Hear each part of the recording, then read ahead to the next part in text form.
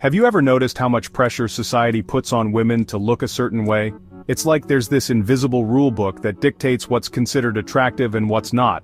And guess what? This rule book seems to target women way more than men.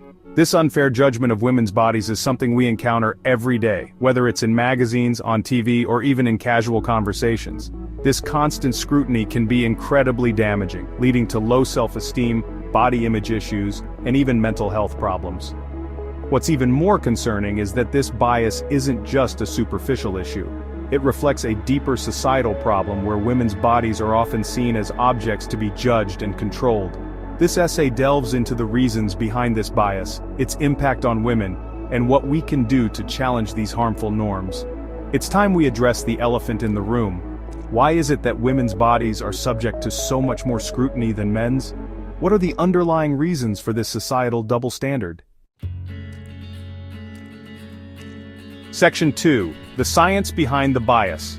A recent study highlighted by a Reddit post on r/Science, a community dedicated to scientific research, sheds light on this issue. The study covered by SciPost suggests that people generally tend to moralize women's bodies more than men's. This means that women's bodies are often judged not just on their appearance but also on moral grounds.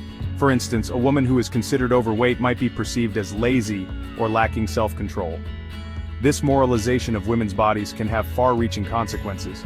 It can lead to discrimination in various aspects of life, from employment to social interactions.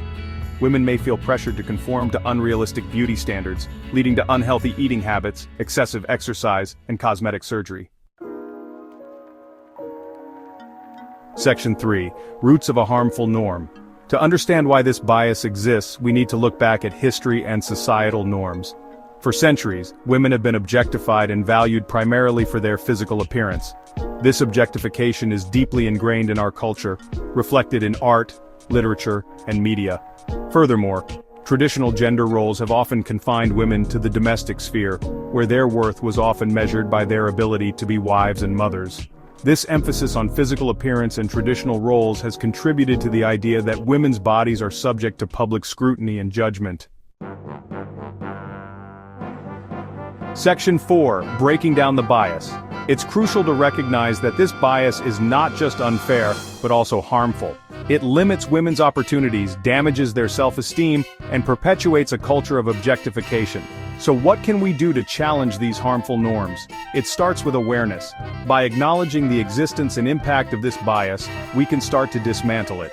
We need to challenge the media's portrayal of women and promote body positivity. We also need to have open conversations about these issues and support each other in breaking free from these unrealistic beauty standards. It's time to create a society where women's bodies are valued for their strength, diversity, and uniqueness, not judged based on arbitrary standards.